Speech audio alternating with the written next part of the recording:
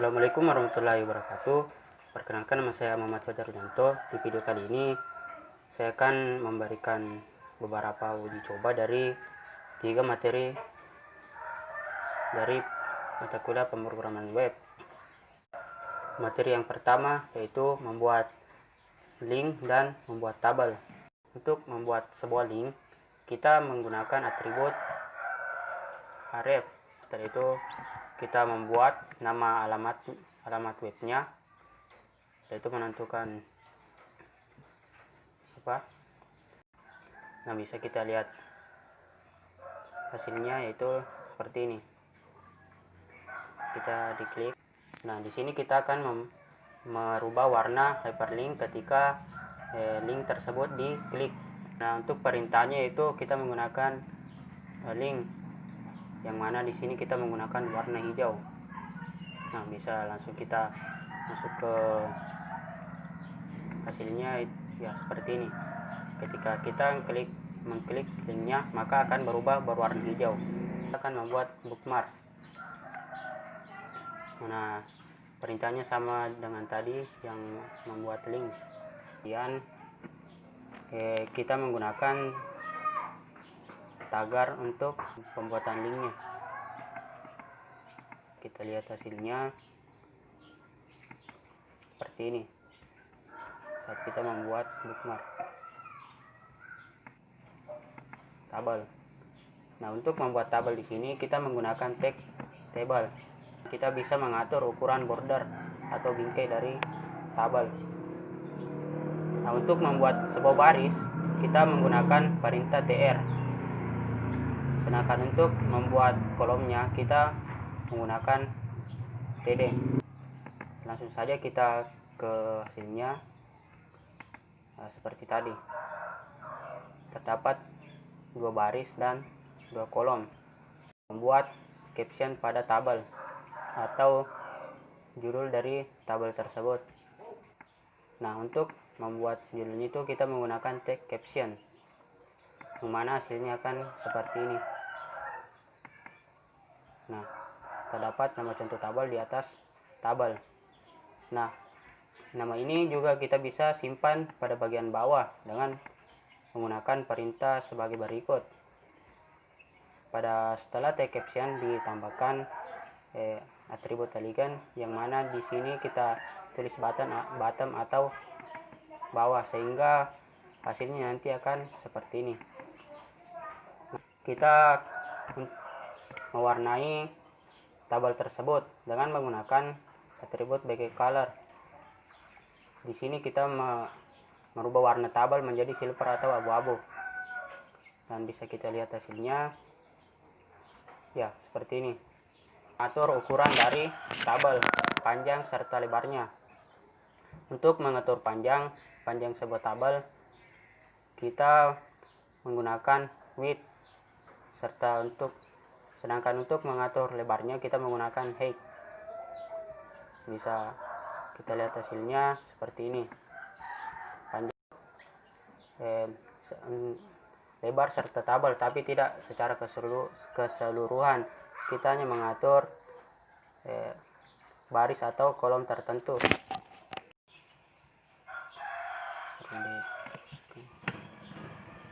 Nah, maka hasilnya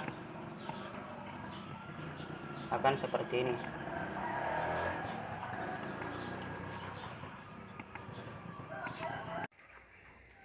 Nah, yang selanjutnya itu kita menggabungkan sel dari tabel. Untuk menggabungkannya kita menggunakan tag th, di mana di sini terdapat yang namanya row span dan col span. Row span ini untuk menggabungkan baris. Di sini terdapat 4, ini berarti 4 baris yang digabung menjadi satu sel. Sedangkan col span menggabungkan 2 kolom, di mana di sini 2 berarti 2 sel kolom yang digabungkan. Bisa kita lihat hasilnya. Nah, di sini mamalia itu sel 4 baris, sedangkan unggas 2 sel yang digabungkan. Ya, selanjutnya yaitu terdapat lagi perintah sel spacing. Nah, sel spacing di sini langsung saja kita lihat contohnya. Nah, di sini sel spacing tadi kita atur jadi 7, yang mana kotak baris dari sel ini berjarak 7 dari border tabel. Ada yang namanya sel padding. Di sini juga kita atur jadi 7. Sel padding di sini gunanya untuk mengatur jarak sel dengan tulisan. Untuk materi selanjutnya yaitu membuat form dan CSS sederhana. Nah, di sini untuk membuat sebuah form kita menggunakan text form, kemudian kita atur metodenya. Di sini kita form untuk login, sebuah form untuk login. Di sini kita membuat tabel, menentukan atribut-atributnya, mana tipenya itu teks, untuk user nama user, dan kita menentukan ukuran dari tulisannya, samanya dengan kolom untuk password. Nah, setelah di run maka sini akan seperti ini. Nah, untuk selanjutnya kita membuat submit serta reset. Submit di sini untuk menyimpan data yang telah diketikkan pada kolom untuk login atau untuk penerimaan data, sedangkan reset tentu untuk menghapus semua yang telah diketik sebelumnya. Nah, pada bagian bawah setelah penutup tag tabel dimasukkanlah tag input, dimana tipenya submit, value-nya simpan, dan namanya satu. Kemudian dibuat untuk input kedua itu ya untuk membuat resetnya. Nah, setelah di running akan seperti ini. Klik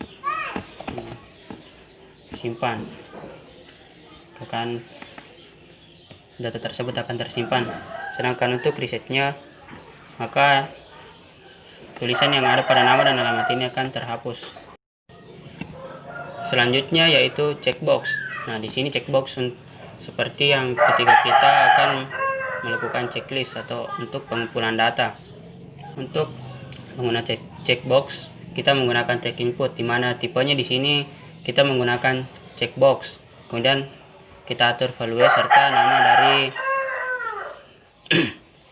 data-data yang akan kita masukkan.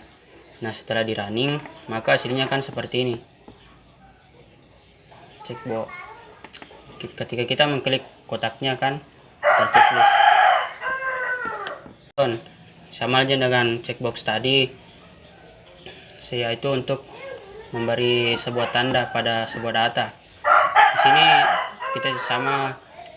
kita juga menggunakan tag input, hanya saja tipenya yang diganti dengan radio.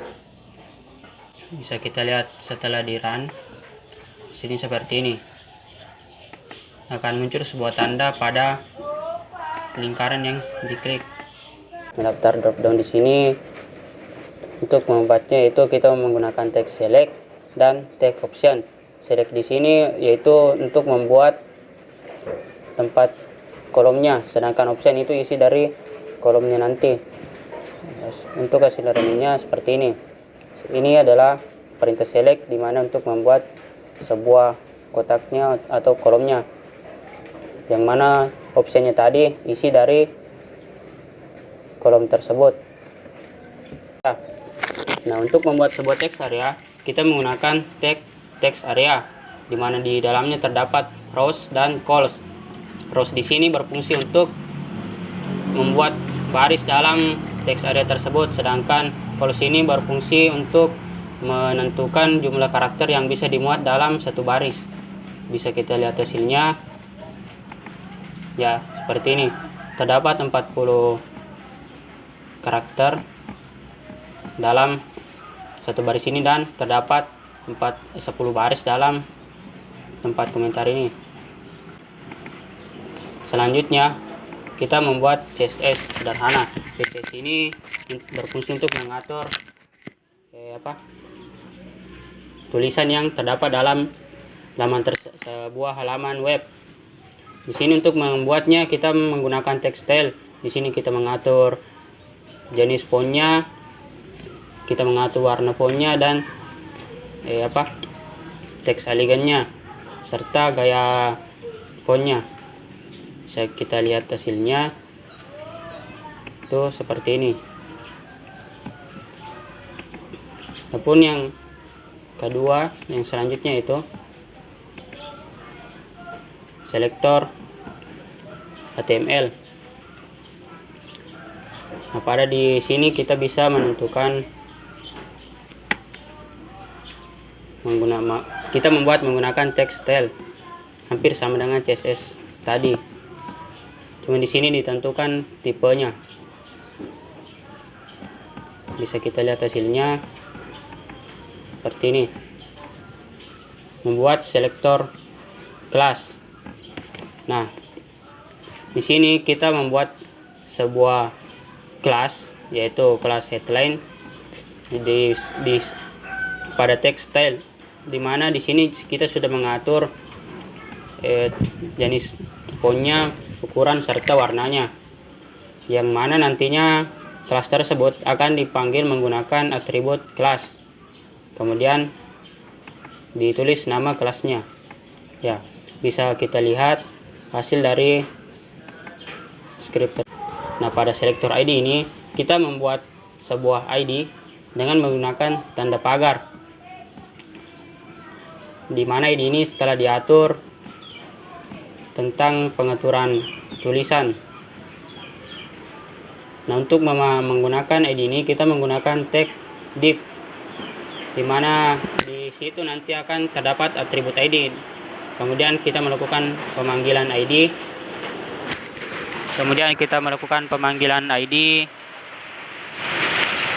Yaitu pada layer 1.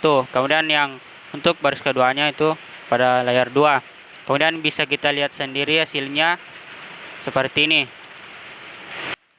Nah, pengelompokan selektor ini digunakan ketika kita membuat lebih dari satu kelas, di mana ketika kelas tersebut memiliki pengaturan yang sama. Di sini kita seperti halnya di sini kita membuat 3 kelas, dan kebetulan terdapat pengaturan yang sama, itu pengaturan pada font family, background dan colornya, sehingga untuk mengelompokkannya itu kita membuat menulis nama kelasnya, kemudian kita beri tanda koma untuk sebagai pemisah, kemudian kita buat kurung. Ya, untuk pengaturan yang tidak sama kita buat di tempat lain atau di bagian bawahnya, kemudian kita buat nama kelasnya, kemudian kita tulis pengaturannya setiap kelas tersebut. Nah, untuk memanggilnya kita menggunakan perintah kelas, di mana pada ketika di run hasilnya kan seperti ini. Nah, untuk materi terakhir dari pemrograman web yaitu CSS, di mana di sini dibahas style dari CSS. Di mana di sini maksud tag tunggal ini kita men-tag satu buah kata saja atau cuma beberapa kalimat. Di sini terdapat kata bold yang akan diberikan sebuah style. Nah, di sini diatur fontnya, warna serta ukurannya. Nah, adapun hasil runnya yaitu seperti berikut. Nah, ini hanya kata bold tadi saja yang berbeda dengan kata-kata lainnya. Style untuk satu dokumen HTML. Nah, di mana di sini semua kalimat yang terdapat pada halaman tersebut memiliki satu gaya untuk penulisan, yang dimana di situ diatur pada bagian headnya. Di sini dibuatkan juga kelas untuk dilakukan pemanggilan pada bagian ini. Nah, ketika di run maka hasilnya akan seperti ini. Style dalam file eksternal. yang dimana di sini pengaturan selnya itu dilakukan pada bagian luar dalam bagian luar script ini, diatur di luar bagian dari script tadi. Kemudian akan dilakukan sebuah pemanggilan menggunakan style sheet. Ini dibuatkan sebuah link menggunakan tag link. Kemudian setelah itu setelah di run maka akan muncul hasilnya seperti ini. Nah, baik, mungkin itu saja yang sempat saya sampaikan, mudah-mudahan bisa dipahami. Sekian, wassalamualaikum warahmatullahi wabarakatuh.